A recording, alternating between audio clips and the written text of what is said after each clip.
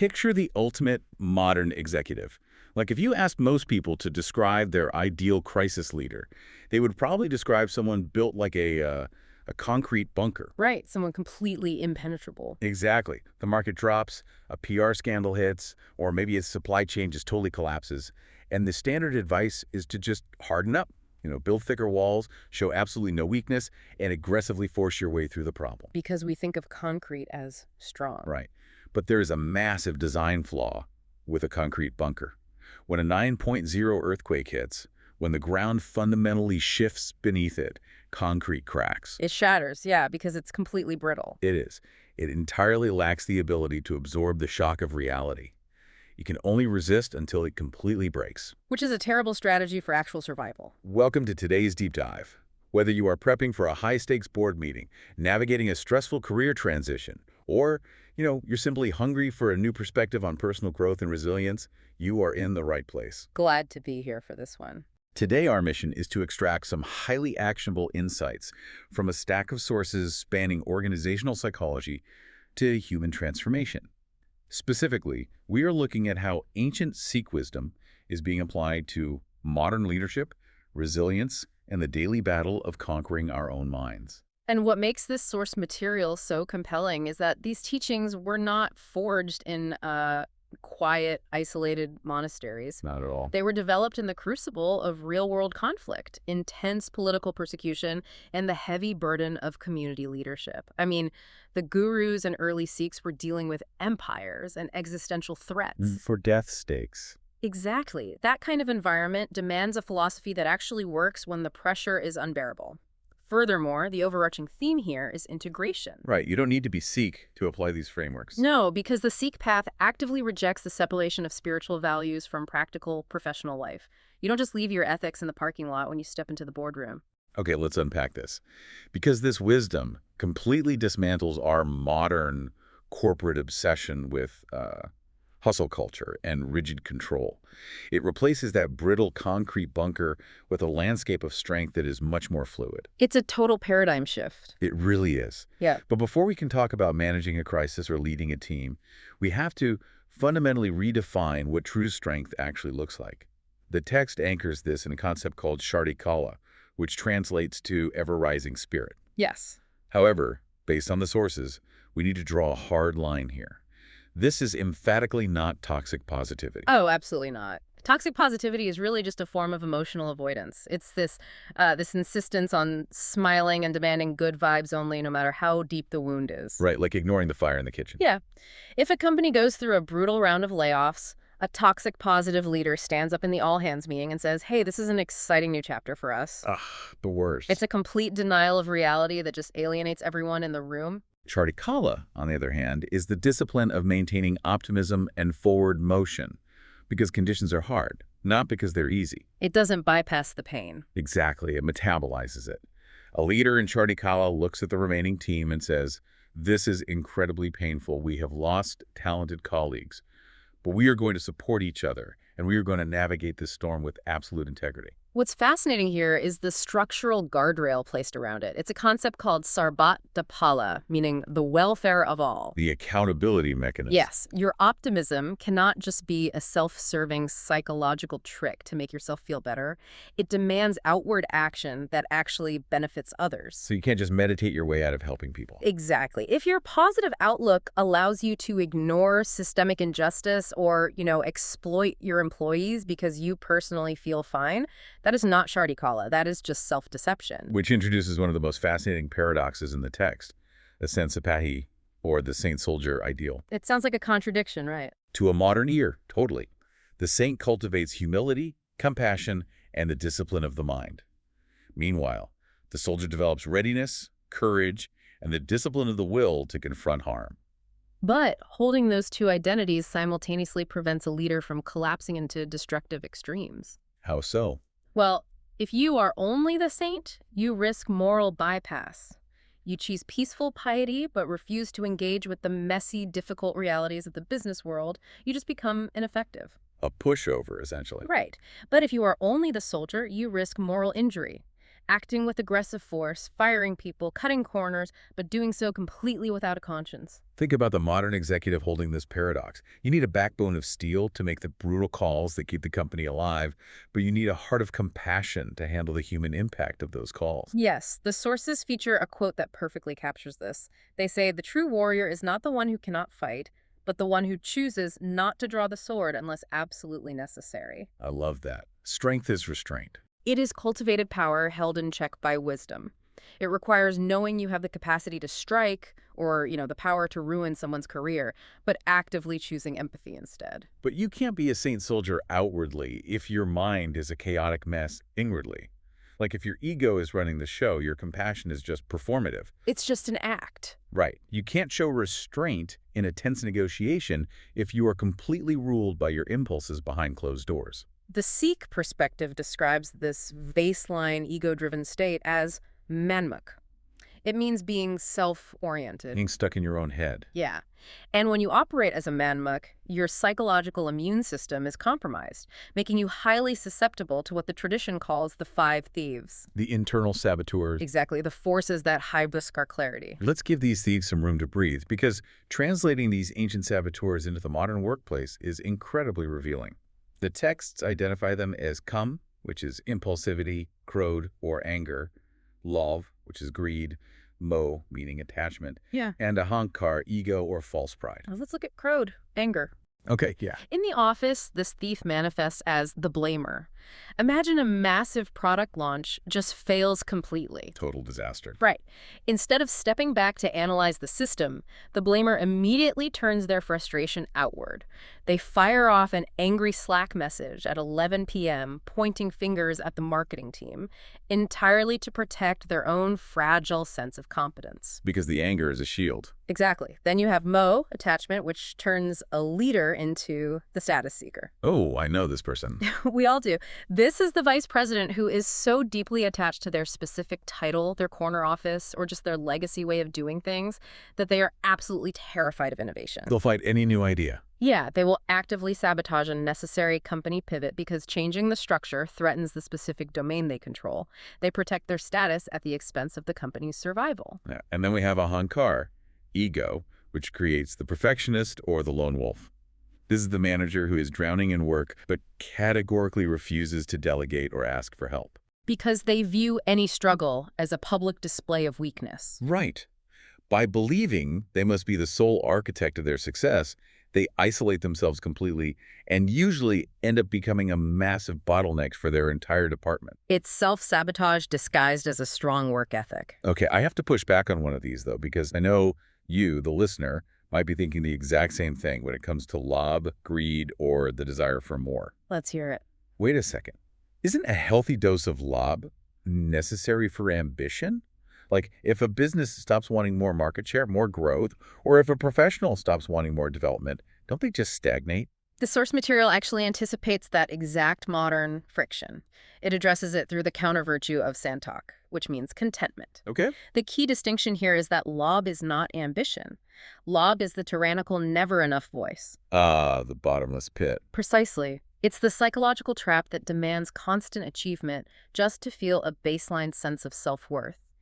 It prevents you from ever celebrating a milestone because the goalpost immediately moves. It creates a permanent scarcity mindset. Yes, it's the belief that you must hoard credit, hoard resources, and relentlessly grind because there just isn't enough success to go around. That is the fast track to clinical burnout. So what's the alternative? The antidote, Santok, isn't about killing ambition or stagnating. It's about shifting your foundation. It's moving from, I desperately need more to be valid, to an abundance mindset of, I have enough, I am enough, and from this stable foundation, I'm going to build something great. Oh, wow. That is the difference between driving toward a quarterly goal because you were genuinely inspired by the work versus driving toward that goal because you were terrified of being perceived as a failure. That shift in motivation marks the transition from being an ego-driven manmuk to becoming a gurmukh, a leader who is wisdom-driven, grounded, and aligned with a higher purpose. So when you actually manage to tame those inner thieves, when you turn that fragile ego into genuine humility, how does that fundamentally change your management style? Like, how does it change the way you wield power over other people? Well, it revolutionizes the concept of decision authority. In traditional corporate hierarchies, control is the ultimate goal. The system seeks compliance, predictability, and total obedience. Do what I say because I'm the boss. Right.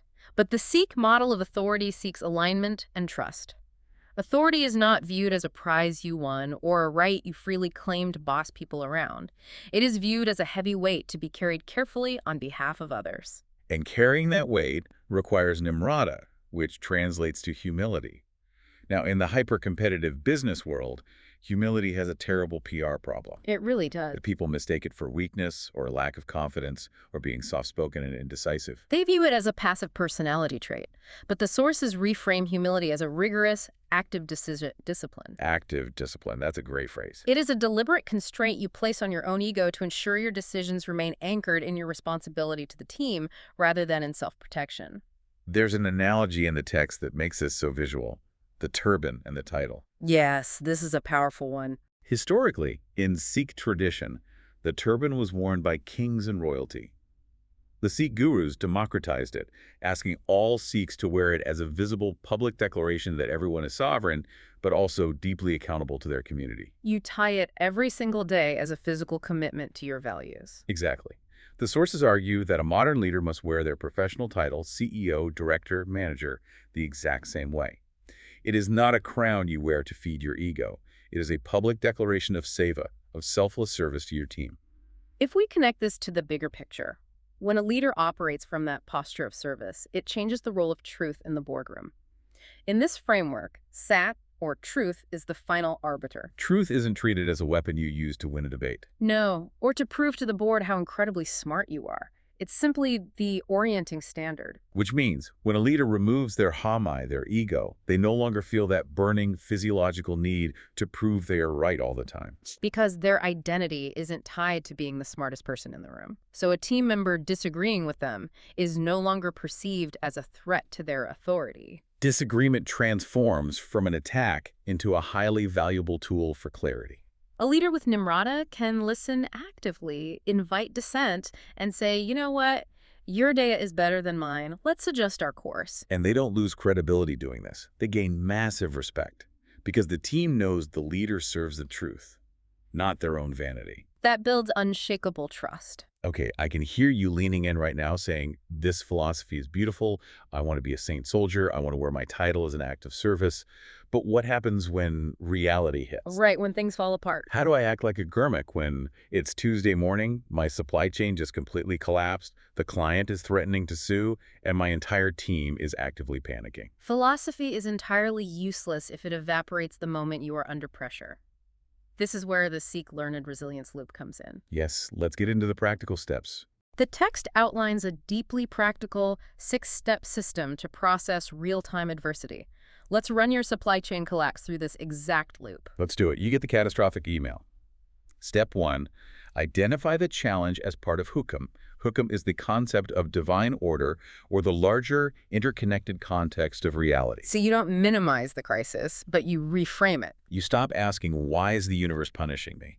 And you accept this collapse is the reality of complex global logistics. It is the context for my leadership today. Step 2, hypothesize one atomic step grounded in Kirat Karni. Kirat Karni means honest, righteous work. Just one step. Just one. When you are staring down a multi-million-dollar disaster, your brain wants to freeze or fix the entire thing at once. You can't. You must find the absolute smallest next right deed. So maybe that step is simply calling the vendor to get the facts before drafting a reactive email to the board. Step 3, take that atomic step with passion and seva service. You make that phone call not to save your own reputation and not to find a scapegoat to blame, but to serve the team who is relying on you for direction. This shifts your internal state from panic into devotion. It grounds you immediately. Then step 4 happens later, at the end of the day, when the immediate fire is out. Evaluate with gratitude. You review the chaotic day honestly. What actions help stabilize the team? What reactions cause more panic? Which bleeds into step 5, the real heavy lifting. Do a 5-why reflection to unmask your inner saboteurs. Yeah. You dig deep into your own psychology. Like when you snapped at your logistics manager at 2 p.m., why did you do it? Were you operating out of crowd, the blamer, trying to offload your anxiety? Were you operating out of mo, terrified of how this would look on your performance review? You drag those thieves right out of the shadows. And finally, step 6. Recover and return stronger. This is the deliberate return to Shardikala. It requires actively preparing your nervous system for rest, stepping away from the laptop, disconnecting. So that tomorrow's effort is fueled by renewed clarity rather than forced by residual anxiety. Yeah. Here's where it gets really interesting, though. Navigating a six-step loop during a crisis takes a massive amount of mental energy. It does. And this is where the source material gets incredibly relevant for anyone obsessed with optimizing their cognitive load. The text discusses the Rihat Maryada, which is the Sikh code of conduct. Right. The guidelines for daily living. Now, to an outsider, a religious code of conduct looks like a restrictive rule book. Rules on how to dress, what to eat, when to pray. But the sources reframe this entirely. It's actually a cognitive exoskeleton. I love that phrase. In the fog of a crisis, like that supply chain collapse, decision fatigue sets in within minutes. You only have so much mental bandwidth to process complex variables. And if you are also using that bandwidth to negotiate your own ethics, you will fail. Exactly. By having pre-decided micro-rituals like Nitnam, the daily prayers, and a strict pre-decided code of ethics, you completely eliminate moral decision fatigue. You don't have to wake up and negotiate with yourself. Should I be honest with the client today about the delay? Should I throw my colleague under the bus to save myself? Who am I in this crisis? Right. You don't waste a single ounce of precious energy deciding who you are or what your core values are in the middle of a five-alarm fire. That choice was already made at the level of your identity years ago. You just act. You lean back into that exoskeleton, and it holds your posture upright when your willpower is completely depleted. Resilience, in this view, is never improvised on the spot. It is systematically designed through these daily micro-rituals. Which brings us to a stunning metaphor from the sources. This raises an important question, right? Hmm. How do we maintain that resilience over a lifetime? The texts introduce the metaphor of the divine rabab. A rabab is a traditional stringed instrument. It's beautiful. In Sikh philosophy, the human soul, the human mind, is viewed as an instrument designed to play in harmony with the broader wisdom of the universe. But anyone who has ever played a guitar or a violin knows a fundamental truth. An instrument does not stay in tune on its own. It just doesn't. The wood expands and contracts. If you leave it in a humid room, the strings warp. Merely existing in the world knocks it out of tune. The soul is exactly the same. It only stays in tune through constant, disciplined practice. In the Sikh tradition, this is achieved through seva, selfless service, and simran, mindful remembrance or meditation. Those micro-rituals we just discussed, that is the act of tuning the strings. You have to tune the instrument before you walk onto the stage. If you wait until the crisis hits to start tuning, all you will produce is the loud, discordant noise of your own ego and the five thieves. So what does this mean for you today?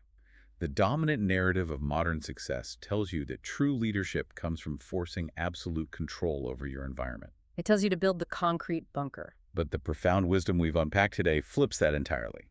True strength comes from mastering your inner landscape. It comes from recognizing your inner saboteurs and deliberately transforming them into allies.